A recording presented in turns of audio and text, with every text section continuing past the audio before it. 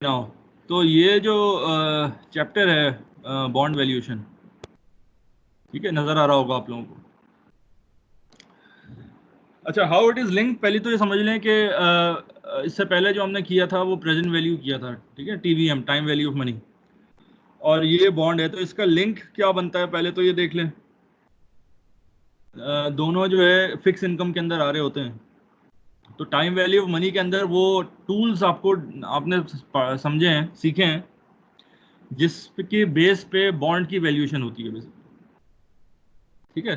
तो अब जो है ना बेसिकली आप समझ लें कि वो थ्योरी थी जो पिछला चैप्टर था, और ये चैप्टर उसकी एप्लीकेशन है, ठीक है।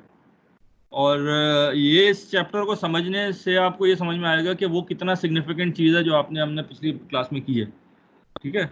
तो इस वजह से थोड़ा सा ओवरव्यू होगा बॉन्ड मार्केट का, वो होते क्या है, ठीक है।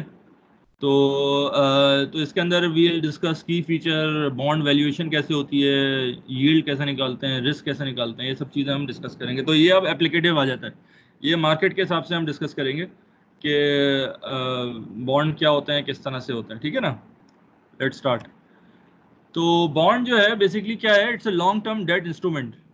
अच्छा, पहले तो ये मुझे बताएं कि ये जो लिखा हुआ है example, it's a long term debt instrument with borrower agrees to pay make payment to principal and interest on specified date on the holder of the bond. तो ये जो डेफिनेशन है, ठीक है, ये डेफिनेशन तो मोर और लेस सारे डेट इंस्ट्रूमेंट पर आती है ये, ठीक है।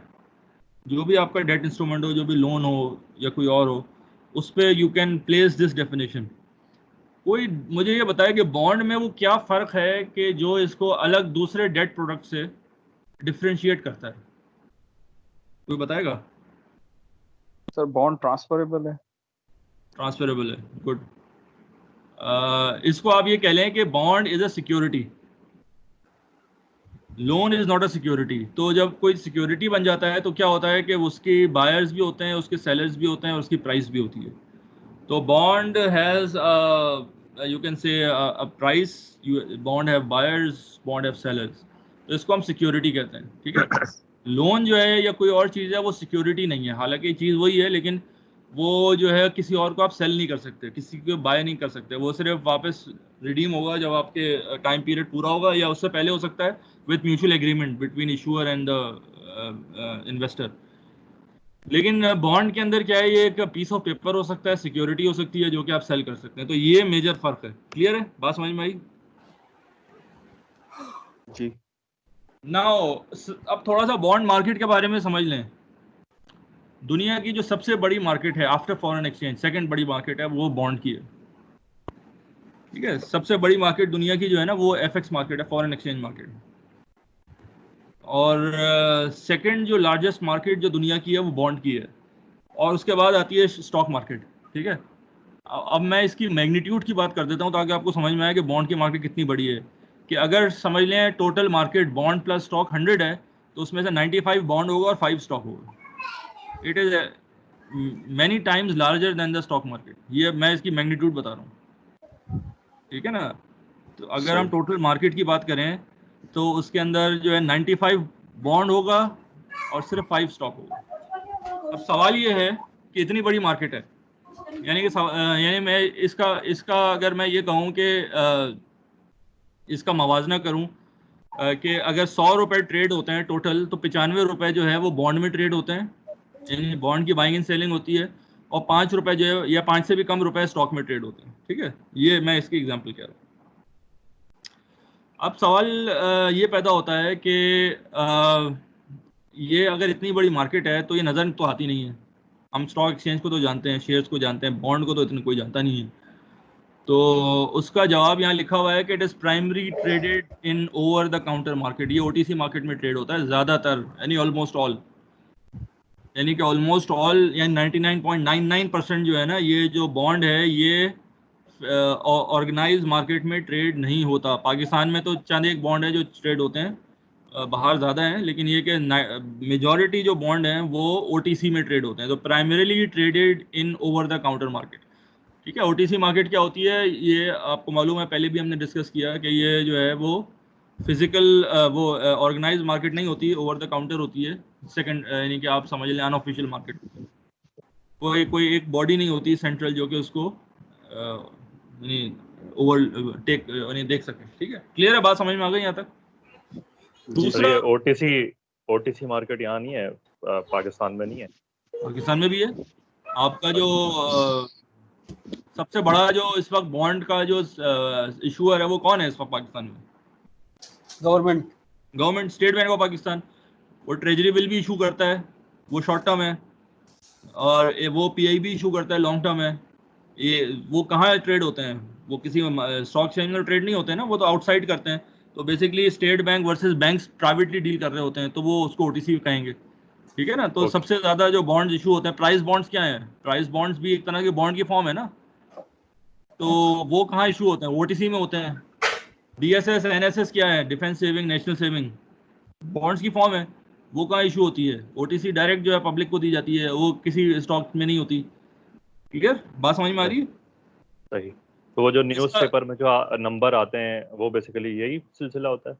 कौन से नंबर? न्यूज़पेपर में तो बहुत सारे सर वो तो पहले प्राइस बॉन्ड भी देखे ना। प्राइस बॉन्ड वो तो एक दफा जब वो इशू होता है तो वो आता है कि किस किस के प्राइस निकल आया।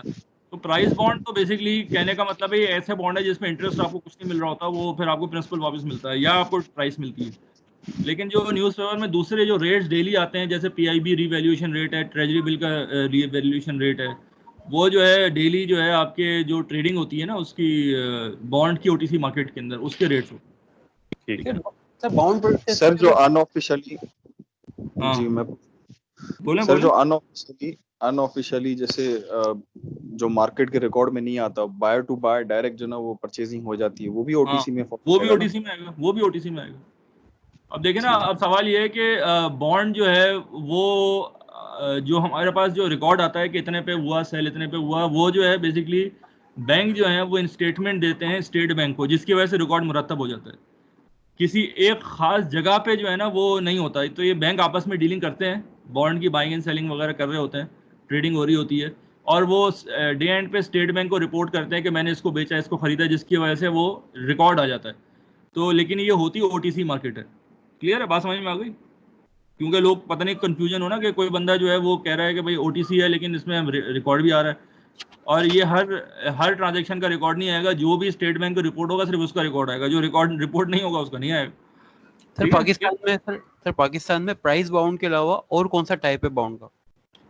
सारी टाइप है बॉन्ड के। पीआईबी सबसे बड़ा बॉन्ड जो है वो ट्रेजरी बिल है। ट्रेजरी बिल वैसे तो बॉन्ड नहीं कहते, बिल कहते हैं, क्योंकि वो मनी मार्केट है, लेकिन फिक्स इनकम के हिसाब से वो भी एक इंस्ट्रूमेंट है। फिर पीआईबी है, पाकिस्तान इन्वेस्टमेंट बॉन्ड, जो कि वो भी ट्रेडेबल है। फिर आपका प्राइस बॉन्ड्स आ जाते हैं। इससे बड़ी मार्केट है वो नेशनल सेविंग की, सीडीएनएस की, जिसके अंदर सर ये डिफेंस जो सेविंग आप आ जाता है, स्पेशल सेविंग आ जाता है, बेबू सर्टिफिकेट आ जाता है, ये सब भी जो है अच्छा। अब एक चीज समझ लें, नेशनल सेविंग और प्राइस बॉन्ड जो है वो हम बॉन्ड की कैटेगरी में नहीं लेते। मैं उसको थोड़ा सा मिस कर गया एक बात में।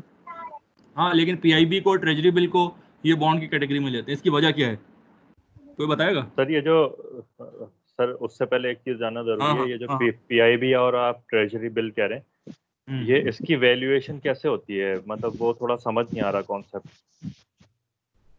वो वैल्यूएशन देखिए, कह रहा हूँ। वैल्यूएशन ऐसे होती है, देखिए ना, इसकी जैसे अगर आपने 1,000 रुपए का इशू किया गवर्नमेंट ने, आगे आपने सेल कर दिया 900 रुपए का, तो जिसने 900 रुपए का बाय किया है तो वो अपनी वैल्यू बताएगा 900 के हिसाब से। तो ठीक है। वो जो रेट लगेगा वो उसकी बाइंग प्राइस के हिसाब से लगेगा। तो मार्केट में डिमांड सप्लाई की वजह से उसकी प्राइस चेंज होती है और उसकी वजह से इसकी वैल्यू निकलती है। ठीक है, जी लेकिन जी ये टॉपिक जो है ना, ये हमारा चैप्टर ही वैल्यूएशन का है, तो ये डिटेल जो है ये कैसे होती है वो तो हम आगे डिस्कस करेंगे। देख लेंगे। ठीक है। जी थैंक हाँ, मेरा सवाल ये था कि प्राइस बॉन्ड्स और सीडीएस, नेशनल सेविंग के जो स्कीम्स हैं, वो जो है that is not considered to be bond. इसकी वजह क्या है? इंटरेस्ट रेट इंटरेस्ट नहीं होता ना सर। इंटरेस्ट रेट तो सब पे होता है, प्राइस बॉन्ड पे नहीं हो तो सर इसकी वजह यही तो नहीं है कि ये ट्रेडेबल नहीं है? Yes, good, instrument sir, yes, ये ट्रेडेबल नहीं है। ये ट्रेडेबल सर कौन कौन से? ये जो जितनी भी नेशनल सेविंग के, आप नेशनल सेविंग सेकेंडरी मार्केट में बेच नहीं सकते ना। अगर आपको पैसे चाहिए तो आप जाएंगे नेशनल सेविंग के अकाउंट में, अपना अपना सेविंग वापस करेंगे, आपको पैसे मिल जाएंगे। तो ये ट्रेडेबल नहीं है। सिमिलरली प्राइस बॉन्ड भी ट्रेडेबल नहीं है। ये अलग बात है, लोग आपस में सेकंड यानी एक अनऑफिशियल ट्रेडिंग कर रहे होते हैं, लेकिन ऑफिशियली इसकी कोई ट्रेडिंग नहीं है, ठीक है। तो because they are not tradable, तो that is why it is not considered to be bond. लेकिन ये है कि बाकी जितने भी बॉन्ड्स हैं वो सारे ट्रेडेबल हैं। प्राइवेट बॉन्ड्स भी हैं जिसको TFCs कहते हैं, ये भी हमने पहले डिस्कस किया था, तो वो भी ट्रेडेबल हैं, वो इवन स्टॉक एक्सचेंज में रजिस्टर्ड भी हैं वो, ठीक है। क्लियर बात समझ में आ गई है? तो आगे चलते हैं। तो पहला तो ये हो गया OTC लेकिन मार्केट में सर ट्रेड होता है जी। एक क्वेश्चन, हाँ हाँ, क्या वजह क्या है कि ये OTC में क्यों इतने पॉपुलर हैं और स्टॉक एक्सचेंजेस या वो जो सेंट्रलाइज्ड एक्सचेंज होती है उसमें क्यों नहीं होते? Why they are so popular on OTC? हाँ इसका बेसिकली एक चीज यानी इसको ये समझ लें कि स्टॉक एक्सचेंज से जो बड़ी, एक तो ये कि गवर्नमेंट की जो सारी बोरोइंग और ये सारी चीज़ें होती है ना, वो स्टॉक एक्सचेंज में लाना चाहिए। मैं तो ये कहता हूँ कि बहुत बहुत अच्छी बात है PIB जो है स्टॉक एक्सचेंज में आ जाए और TFC स्टॉक एक्सचेंज में आ जाए। तो अगर ये लोग स्टॉक एक्सचेंज में आ जाते हैं तो इसका वॉल्यूम कितना बढ़ जाए आपको खुद मालूम है। लेकिन अमूमन ऐसा होता है कि क्योंकि स्टॉक एक्सचेंज में उस वक्त आया जाता है कि जब उसकी ज़रूरत बने कि भाई इसको स्टॉक एक्सचेंज में अगर रजिस्टर कराएंगे तो ज़्यादा बायर मिल जाए। जब आपकी मार्केट ऐसी बनी हुई हो कि जब आपको बायर की ज़रूरत ही ना हो और बैंक्स का नेटवर्क ऐसा हो, तो स्टेट बैंक और बैंक का आपस में जो है, तो उसको फिर लिस्ट कराना, एक्स्ट्रा पैसे देना, उसकी वो करना जो है वो फिजिबल नहीं है। अगर आम लोगों के लिए भी अगर स्टेट बैंक देखें, स्टॉक एक्सचेंज मार्केट है ना, स्टॉक एक्सचेंज की ज़रूरत कब पेश आती है कि जब आपको जो है सेल करना हो बहुत ज़्यादा लोगों के में, अगर वही तरह के इस तरह के लोग आपसे डायरेक्टली लिंक्ड हों, आपके ब्रांचेस खुली हुई हों, स्टेट बैंक के ऑफिस हों, बैंक्स के ऑफिस हों, नेटवर्क मौजूद हो, आपके पास जो है ना इन्वेस्टर की कमी ना हो और एक इन्वेस्टर का, तो फिर वो स्टॉक एक्सचेंज में ज़रूरत नहीं है। तो पहली बात तो ये कि कोई कहीं लिखा हुआ नहीं है कि हर चीज़ स्टॉक एक्सचेंज में आए। तो अगर किसी को फिजिबल लगेगा आते हैं, जैसे बहुत सारी स्टॉक जो प्राइवेट कंपनीज होती हैं वो नहीं आती स्टॉक एक्सचेंज में, बड़ी बड़ी कंपनीज हैं, billions of trillions of billions की रुपीस की कंपनीज हैं जो कि स्टॉक एक्सचेंज में नहीं है, उनको ज़रूरत नहीं है आने की, उन्हें कैपिटल रेज करने की ज़रूरत नहीं है, उनके पर्सनल जो ओनर्स हैं वो पैसा दे देते हैं। तो ज़रूरत की बात है। तो लेकिन नहीं अच्छा नहीं, है बिल्कुल तो, हाँ लेकिन होना चाहिए थोड़ा सा बिल्कुल ठीक पोर्शन जो है गवर्नमेंट को डालना चाहिए जी मेरा ख्याल से जी। जी। जिसकी रिसेंट मिसाल जो एग्जांपल्स हैं वो पाकिस्तान एनर्जी सुकूक है, जो बहुत बड़े दो इश्यूज जो हैं with in the last 1 year list हुए हैं। लेकिन आपकी बात बिल्कुल, I think you nailed it, कि जहाँ पे आपको डिस्ट्रीब्यूशन नहीं चाहिए होती, आपको बहुत ज्यादा ऑडियंस नहीं चाहिए होती, वहां पे इसकी जरूरत नहीं होती। जैसे इसमें आपको सिंपली आप एक जो भी आपका रेफरेंस रेट है उसके ऊपर आप ऑफर करते हैं और सामने आपके सारे प्राइमरी डीलर्स जो हैं वो खड़े हुए होते हैं खड़े होते हैं और आपका खड़े खड़े it's a matter of an hour, bid हाँ खुलती है, ऑप्शन खत्म, खत्म हो जाता इशू हाँ सब्सक्राइब्ड। So you हाँ don't really need to go through all the documentation और लिस्टिंग कराएं और उसके बाद उसको जो है वो सेकेंडरी मार्केट में ट्रेड करवाएं। बट ये है कि इस तरह से थोड़ी सी पॉपुलर जरूर होते हैं बॉन्ड्स, जैसे ये सुकूक वगैरह लिस्टेड हुए हाँ हैं, TFC लिस्ट हुए, इससे है कि पीपल गेट टू नो कि यार this is also a market और यहाँ फिक्स्ड इनकम ट्रेड होती है, और एक स्ट्रक्चर्ड वे में ट्रेड होती है, बिकॉज पीडी प्राइमरी डीलर्स की मार्केट में एक हाँ जनरल पब्लिक जो है वो पार्टिसिपेट कर नहीं सकती। कर नहीं सकते। Thank you. तो बिल्कुल सही कहा इन्होंने, और होना चाहिए। मैं ये सिर्फ कह रहा हूँ कि हर चीज़ जो है ना उसकी कंसिडरेशन ये नहीं चाहिए, हमें फ़ायदा है कुछ आवाम के लिए। मैं तो ये कहता हूँ बहुत अच्छा एक कॉन्सेप्ट है कि आवाम के लिए, चाहे ताकि जनरल पब्लिक का जो है इंटरेस्ट पैदा हो, तो थोड़ा सा पोर्शन TFC का या थोड़ा सा पोर्शन जस्ट आधा % या 1% जो है ना वो अगर स्टॉक एक्सचेंज में ट्रेड करा दिया जाए तो उससे ये होगा, या ये कि सकूक का इस्लामिक बैंक प्रोडक्ट जो है, तो उससे ये होगा कि ज़्यादा लोग जो है ना आवाम इसमें आएंगे, तो स्टॉक एक्सचेंज बढ़ेगी, इसकी वॉल्यूम बढ़ेगा। अब आप ये देखिए, मैं एक पॉइंट कह रहा हूँ कि ये जो आपका ट्रेजरी बिल है, ट्रेजरी बिल की जो ऑक्शन होती है वो 500-500 बिलियन की होती है, 500-600 बिलियन की एक ऑक्शन होती है। तो इतना बड़ा वॉल्यूम जो है, बैंकों का एक चैनल बना हुआ है स्टॉक एक्सचेंज का। आई डोंट थिंक कि स्टॉक एक्सचेंज के पास इतना पैसा मौजूद है कि एक दिन में 500 बिलियन का जो है वो सरमाया। तो ये है कि ये सारा, और ये जैसे इन्होंने बताया कि चंद सेकंड्स के अंदर ये पैसा आ जाता है। तो जब उनके पास एक सेपरेट डिस्ट्रीब्यूशन चैनल है और जब आपके पास पैसा आ जाता है, इन्वेस्टर्स मौजूद हैं एक बिल्कुल तो फिर उसको वैसे ज़रूरत नहीं होती। आवाम के लिए मैं तो खुद वो कहता हूँ कि इसको जो है ना आम पब्लिक का इंटरेस्ट पैदा होने के लिए और जनरल इंफॉर्मेशन के लिए कम से कम ये कि इस्लामिक प्रोडक्ट जो है सकूक वगैरह जो हैं वो आने चाहिए, जो गवर्नमेंट बेस्ड प्रोडक्ट्स है ना, तो उससे ये होगा कि स्टेबिलिटी भी आएगी स्टॉक एक्सचेंज के अंदर थोड़ी सी। बहरहाल तो सर एक सवाल है इकोनॉमी इंडिकेटर के तौर पे, हाँ क्या नाम है आपका, इसको क्यों नहीं लिया था सर इंडिकेटर के तौर पे बॉन्ड मार्केट्स को, जबकि इसका प्रोपोर्शन ज्यादा है? देखें एक बात समझ लें कि इकोनॉमिक इंडिकेटर जो है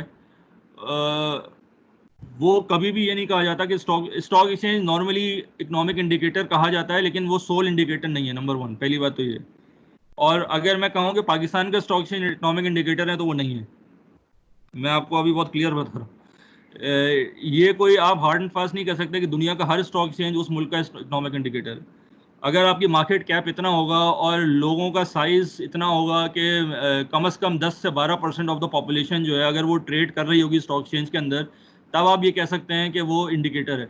जब आपकी पॉपुलेशन ही 1-1.5 लाख है, उसमें से भी कुछ आधे लोग ट्रेड कर रहे हैं और मार्केट कैप का साइज़ जो आपकी जीडीपी का बहुत कम है, तो हम ये नहीं कह सकते कि वो एक इकोनॉमिक इंडिकेटर है। यानी कि अगर स्टॉक बढ़ रहा है तो हम ये नहीं कह सकते कि इकॉनमी जो है वो बेहतर हो रही है।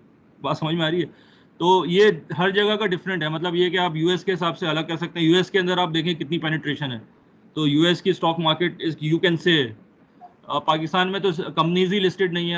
आप ये सोचें कि पाकिस्तान में कम से कम, आई डोंट नो, मुझे डेटा नहीं है, कोई मुझे बता दे कि कितनी कंपनीज हैं टोटल, और बड़ी बड़ी कंपनीज हैं, लेकिन जो स्टॉक एक्सचेंज में जो लिस्टेड कंपनीज हैं आई थिंक 600 कंपनीज हैं टोटल, और उसमें से भी जो एक्टिविटी ट्रेडिंग कंपनीज है वो 100 भी नहीं होंगी।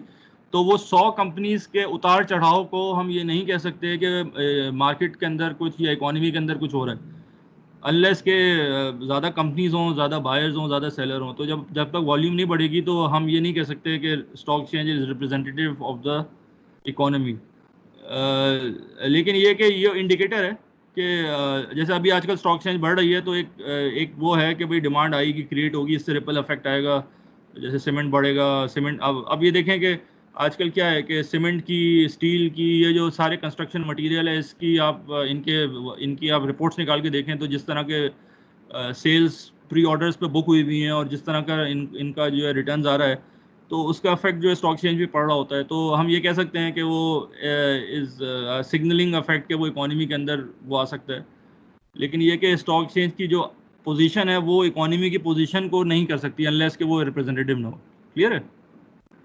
तो हम जो है ना मल्टीपल चीज़ें देख रहे होते हैं। ठीक है, बात समझ में आई? कोई और सवाल है? जी सर।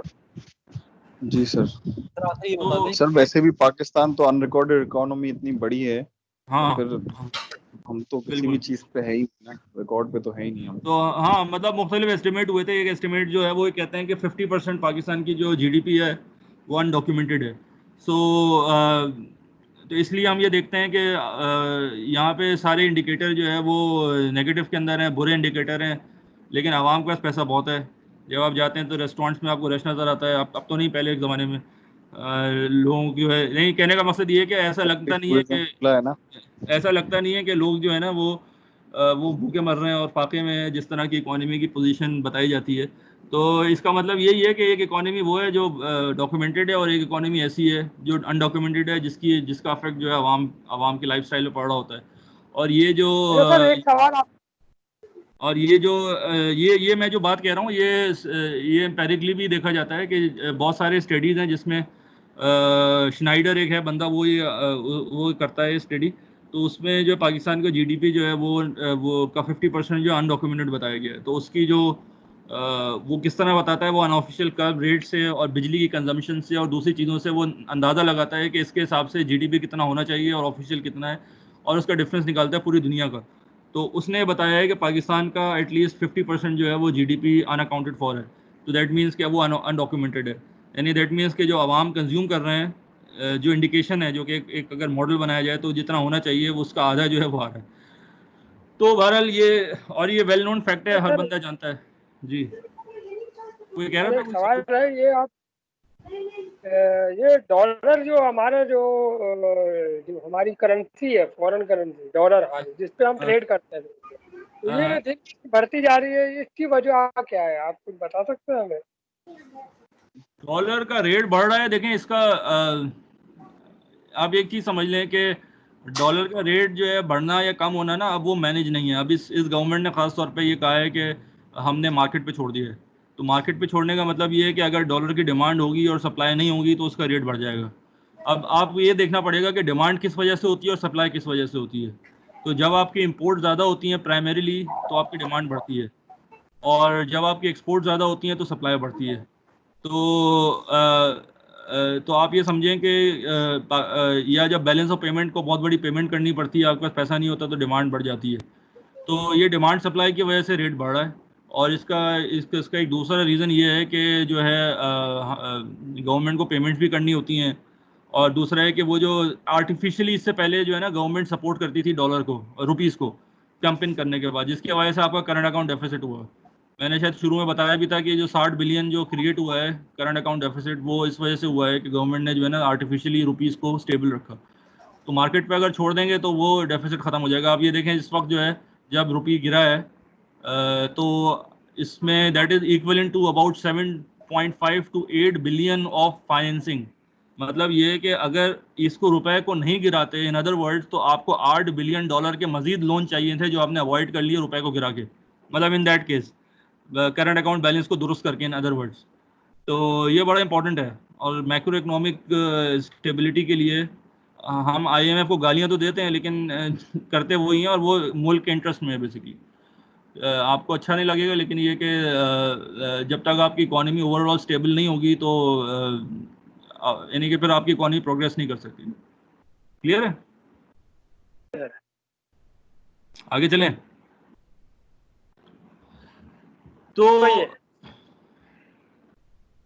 तो ये बात हो रही थी कि बॉन्ड जो है इतनी बड़ी इसकी वॉल्यूम होता है, तो why it is not been evident in the market. लोगों को इतना मालूम नहीं है। इसकी पहली वजह तो मैंने बताई कि it is OTC, over the counter है। इसकी दूसरी वजह क्या है, वो ये है कि bonds are mostly owned by and traded by large financial institutions.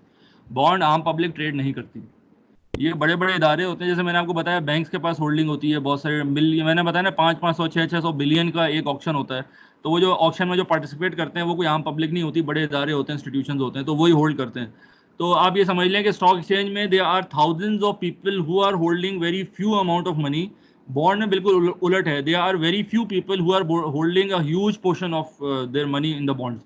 तो ये बिल्कुल उलट होता है कि जैसे स्टॉक एक्सचेंज में हम इंकरेज करते हैं कि आम पब्लिक आए, क्योंकि छोटी छोटी अमाउंट पे इन्वेस्टमेंट होती है। इसमें बॉन्ड में उल्टा होता है कि बॉन्ड में ज़्यादा लोग नहीं होते, लेकिन जो भी बंदा होता है वो ह्यूज इन्वेस्टमेंट किया होता है। ठीक है, तो इसलिए जो है ना बॉन्ड इसलिए भी नज़र नहीं आता।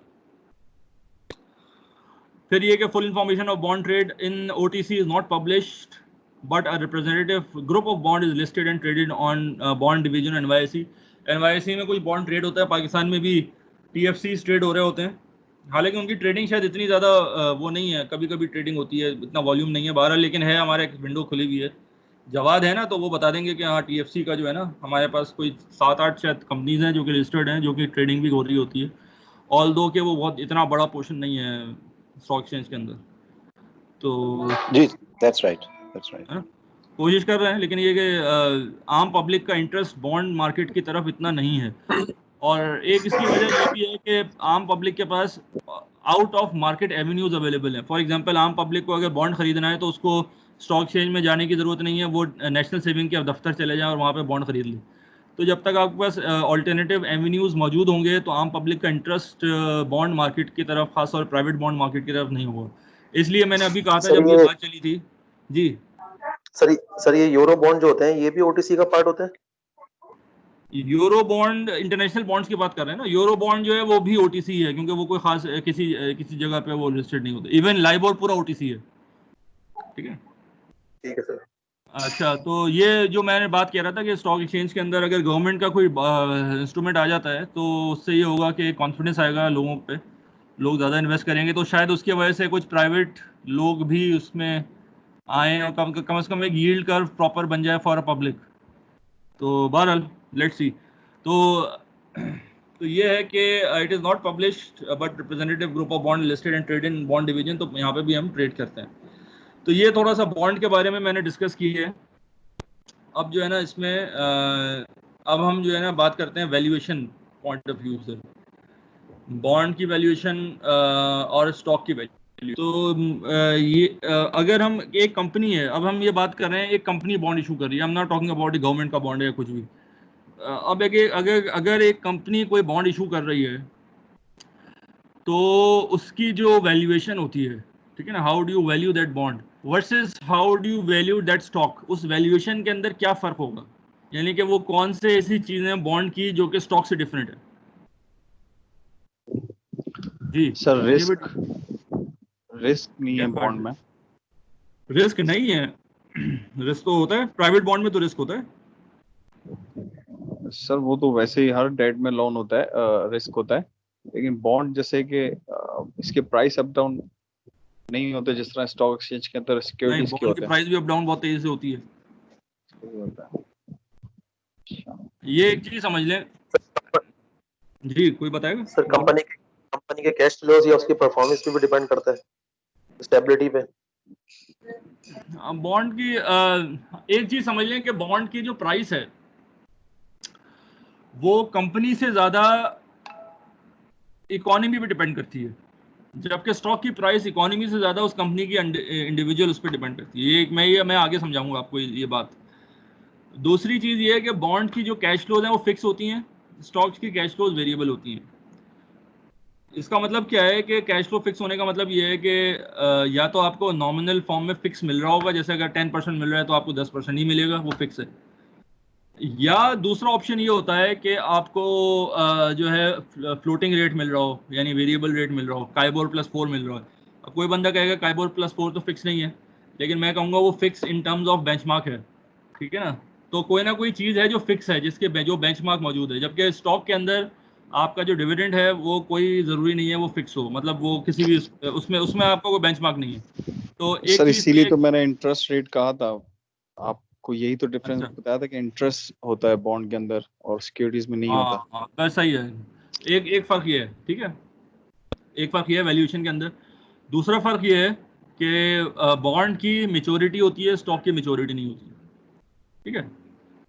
तो ये फर्क है बेसिकली, बाकी जो है चीज़ वैसे ही है।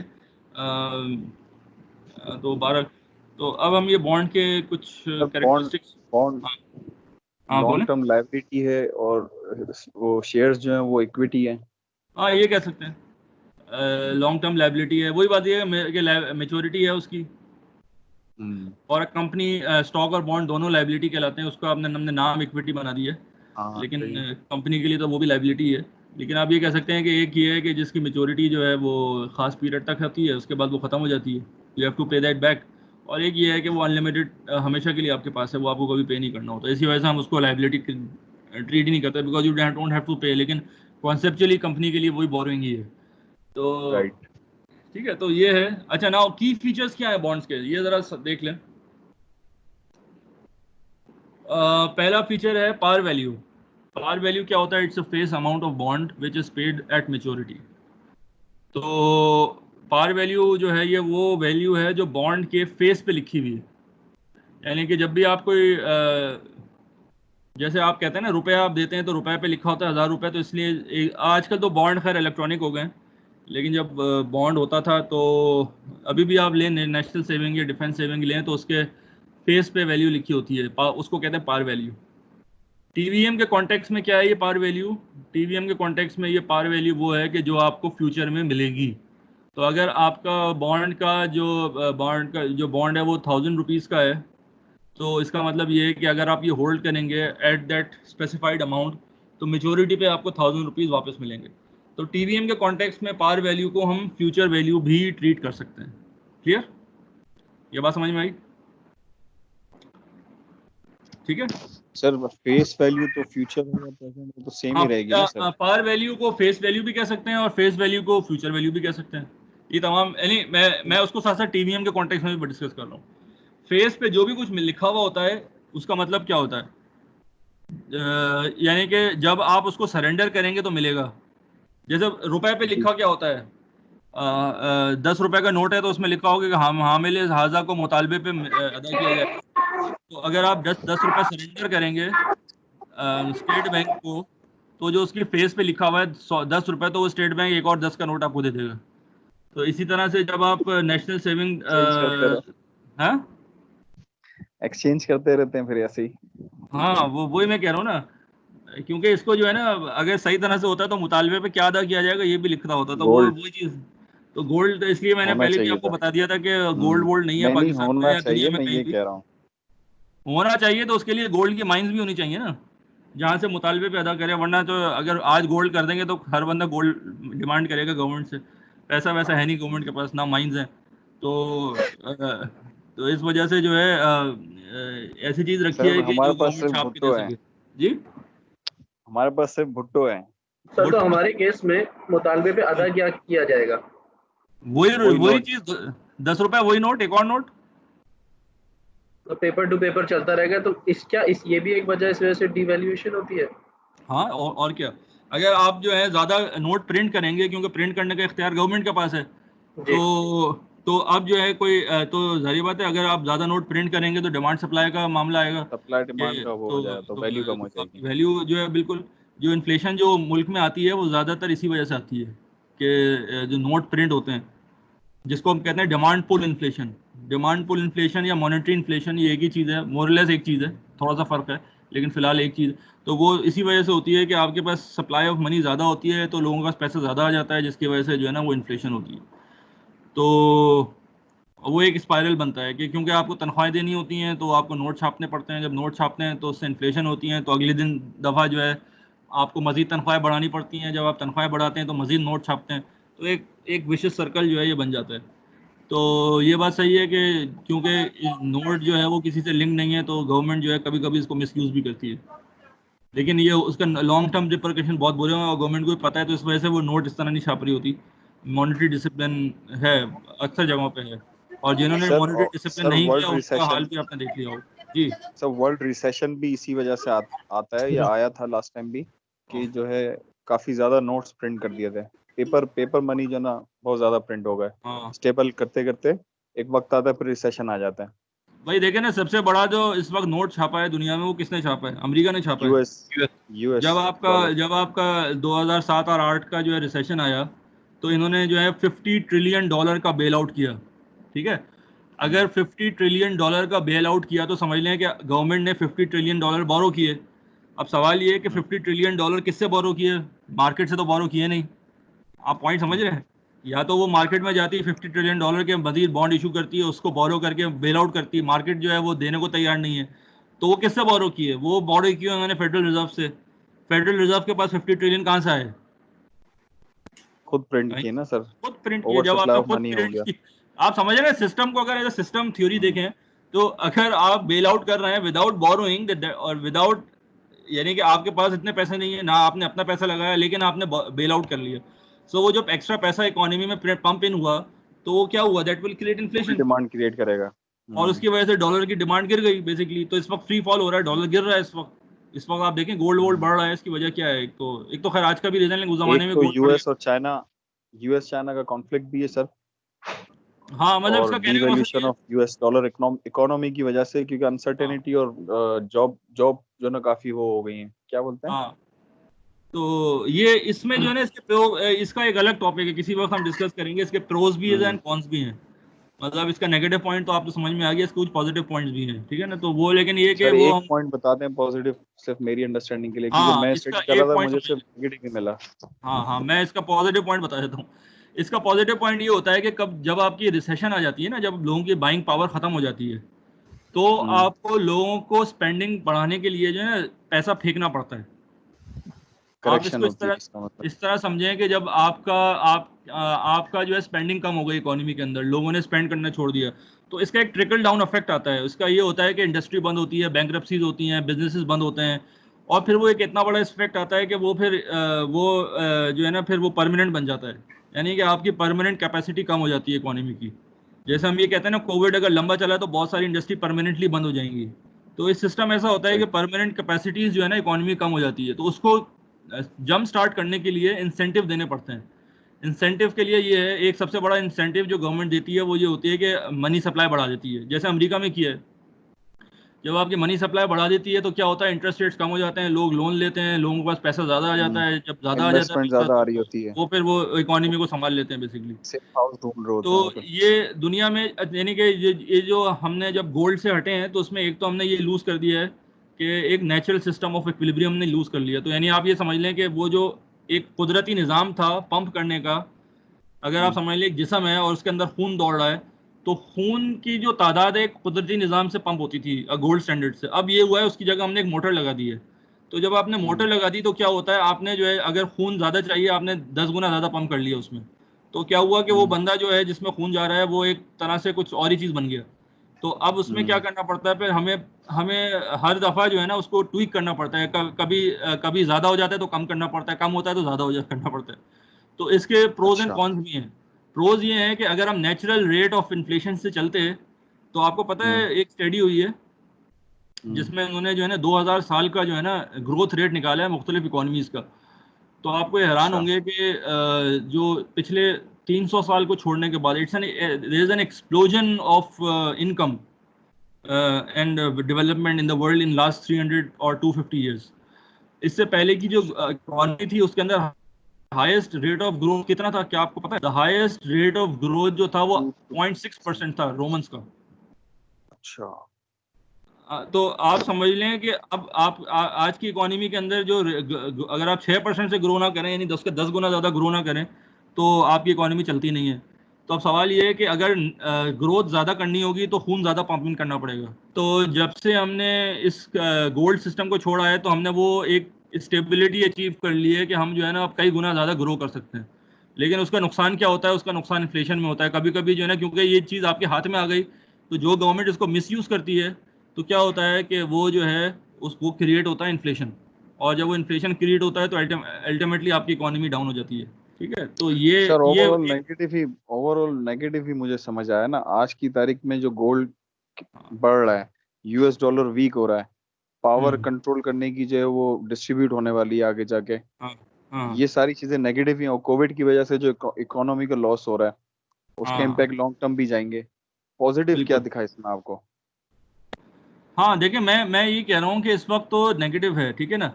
अब सवाल ये है कि अगर ये पंप इन नहीं किया जाता पैसा जो गवर्नमेंट करती है, तो ये होता है कि ये और ज़्यादा कई गुना नेगेटिव और हो जाता है, यानी कि सिस्टम बंद हो जाता है। कम नेगेटिव करने को पॉजिटिव कह रहे हैं आप यूं? हाँ, आप ये कह लें, नुकसान ये में कह से लें। कम नुकसान कर रहे हैं। हाँ, सही। यानी कि अभी जो है ना आपको वाइड स्प्रेड बेरोजगारी नजर नहीं आएगी। मतलब अभी आपको ऐसा नहीं नजर आएगा कि आप 10 लोगों में से 8 लोग बेरोजगार हो जाएं, ऐसा नजर नहीं आएगा। अभी आपको ऐसा नजर नहीं आएगा कि 10 में से 5 बिजनेस बंद हो चुके हों, ऐसा आपको अभी नजर नहीं आएगा। हाँ, ये है कि बिजनेसेस पे काम नहीं हो रहा, ये सब है। तो अगर तो ये स्टिमुलाई गवर्नमेंट ना दे तो क्या होता है कि आपको गली में चलते हुए 10 में से 5 बिजनेस हमेशा के लिए बंद नजर आते हैं। आपको जो है यानी कि आपको यहाँ बेरोजगारी के कैंप्स लगाने पड़ते हैं कि लोगों के पास पैसा नहीं है, लोग बाहर आ गए। तो थोड़ा सा फर्क आपको नजर आएगा। वो जो स्टेबिलिटी जाती है, और मैं इंटरनेशनल कॉन्टेक्स्ट की बात कर रहा हूँ, तो आप इतनी डिप्रेशन है, इतना जो है आपका रिसेशन आई हुई है, लेकिन उसके बावजूद वो हालात नहीं आए जो आ सकते हैं। जैसे ग्रेट डिप्रेशन में एक दफा आया था, तो आप सिविल उसको वॉर की तरफ भी मामला चले जाता है। वो सिविल वॉर की तरफ चला जाता है, आपका सारे बाउंड्रीज चेंज हो जाती हैं, पॉलिटिकली सारा सिस्टम चेंज हो जाता है। बिल्कुल तो वो चीज़ जो है आपको उतना बुरा नहीं नजर आएगा। तो ये एक पॉजिटिव पॉइंट है कि उससे जो है ना, और नेगेटिव पॉइंट ये होता है कि फिर इन्फ्लेशन भी क्रिएट हो जाती है कि अगर आपने बहुत ज़्यादा पंप इन कर दिया। बड़ा डेलिकेट बैलेंस है, जब आपने कुदरत का इख्तियार अपने हाथ में ले लेते हैं तो बड़ा आपको डेलिकेटली उसको प्लेस करना पड़ता है। तो अगर आपने ज़रूरत से ज़्यादा पंप इन कर दिया तो वही आपके लिए नुकसानदेह है, और उससे कम पंप इन किया तब भी नुकसानदेह। तो वो बड़ा, और ये इतना डेलिकेट बैलेंस है कि कभी कभी बड़ी बड़ी इकोनॉमीज जो है ना वो इसको सही नहीं कर। जब ये 2007 का क्राइसिस हुआ था, NBER है यूएस की इकोनॉमी का एक इदारा है, national bureau of economic research.